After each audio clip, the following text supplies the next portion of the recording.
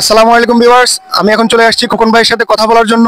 অনেকের কাছ থেকে শুনে থাকি আপনার এখানে রান্নাটা ভালো হয়, তো আপনি রান্নাটা আসলে কিভাবে করে থাকেন? আসলে অন্যান্য মানুষেরা যেমন গ্যাসে রান্না করে, তখন আমার মাথায় একটা ঢুকলো যে লালকিতে রান্না করলে মোটামুটি রান্না ভালো হবে, সবার পছন্দনীয় হবে। এই কারণে আমি লালকিতে রান্না করি। বিভিন্ন রেস্টুরেন্টে গেলে আমরা পরোটা কিংবা তন্দুর রুটি দিয়ে খাবারগুলো খেয়ে থাকি, তো আপনার এখানে কি আইটেম রয়েছে? আমার এখানে চাউলের গুঁড়ের পিঠা রয়েছে, যার কারণ হচ্ছে আমরা প্রতি ঈদেই এইসব পিঠাগুলো আসলে সবাই খায়।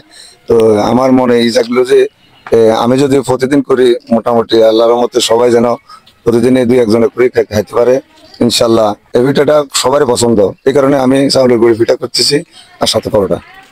আচ্ছা, এই চাউলের রুটিগুলো কত টাকা করে আপনারা ধরতেছেন? 10 টাকা পিস। আচ্ছা ভাই, আপনার এখানে কত আইটেমের খাবার আছে এবং আইটেমগুলো সম্পর্কে একটু বলুন। এখনকার সময় আছে 4 আইটেম। আইটেম হচ্ছে হাঁস, গরুর নলি, বট, বিরিয়ানি। ক্রমান্বয়ে আরো আইটেম বাড়বে। আপনার মশলা সম্পর্কে কিছু বলবেন? আমি আসলে বাজারের মশলা যা আছে এগুলোর টোটালি আমি বিশ্বাস করি না। এই কারণে আমার নিজের অভিজ্ঞতা আছে মশলা সম্বন্ধে। আমি নিজেও একজন মুদি দোকানদার ছিলাম, এই কারণে আমি বিশ্বাস করি না। আমি চৌমনি থেকে আমার পছন্দ মতো ভালো মানের ভালো মশলাটাই আমি কিনে নিয়ে বাসায় আনি, তৈরি করে আমি পাকে ব্যবহার করি। অর্থাৎ উনি মশলার কাঁচামালটা বাজার থেকে কিনে আনে এবং নিজে ঘরে ব্লেন্ডারের মাধ্যমে এবং পাটায় পিষে আসলে এই মশলাটাকে পরিপূর্ণ রূপ ধারণ করে তারপরে তিনি সেটা রান্না ইউজ করে থাকেন। ওই বাজারের যেই মশলাগুলো সেগুলো আসলে ভেজাল থাকতে পারে, সঠিক নির্যাসটা আসলে থাকে না, যার কারণে ওই মশলার গুণগত মান নিয়ে আসলে আমরা একটু চিন্তিত হই। তো ওনার এখানে আসলে মশলার গুণগত মান নিয়ে কোনো চিন্তা নেই। সঠিক পিওর প্রাকৃতিক যে মশলাগুলো সেগুলো উনি নিজে হাতে তৈরি করে আসলে এগুলো ব্যবহার করে থাকেন। নলিগুলো কত করে বিক্রি করেন? 150 টাকা। নলি হচ্ছে 150 টাকা। আর হাঁস যে বিক্রি করেন, হাঁসের কোয়ার্টার কত করে? হাঁসের কোয়াটার 250 টাকা। তো এই হাঁসের এক কোয়ার্টার দিয়ে আনুমানিক কজন বসে খেতে পারবে? 2 জনে খেতে পারবে। আচ্ছা, অর্থাৎ আপনারা এক কোয়ার্টার হাঁসের যদি অর্ডার দেন, আপনারা দুজন বন্ধু মিলে এই খাবারটা খেতে পারবেন।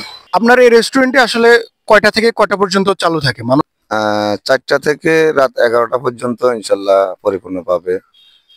আসলে এখন যেহেতু শীতকাল, সেহেতু আপনারা আসলে বেশি রাত আসার দরকার নেই, আপনারা 11টার আগে আসার চেষ্টা করবেন, তাহলে উনি ওনার দোকানগুলো আসলে গোছায় আবার পরের দিনের জন্য প্রস্তুতি নিতে পারবে। আর যারা এই রেস্টুরেন্টে আসতে চাচ্ছে তাদের এই লোকেশনের বিষয়টা একটু বলবেন। সেনবাগ বাজার থেকে আসতে গেলে কিভাবে আসবে? সেনবাগ বাজার থেকে আসতে গেলে সেনবাগ পোস্ট অফিস দিয়া বাতানিয়া থেকে লোয়ার পোল সংলগ্ন। আচ্ছা, আর কেউ যদি সমীর মুন্সিরহাট থেকে আসতে চায় তাহলে কিভাবে আসবে? সোমের মুন্সি থেকে দিলদার মার্কেট হয়ে জোরফল থেকে একটু পূর্বে লোয়ার পোল সংলগ্ন। তো ভাইয়াকে অসংখ্য ধন্যবাদ আমাদের সাথে এত সুন্দরভাবে একটি সাক্ষাৎকার দেওয়ার জন্য। তো আপনারা সকলে এখানে আসবেন, আপনাদের সকলের দাওয়াত রইল। আজকের প্রতিবেদনটি এ পর্যন্তই। আল্লাহ হাফেজ।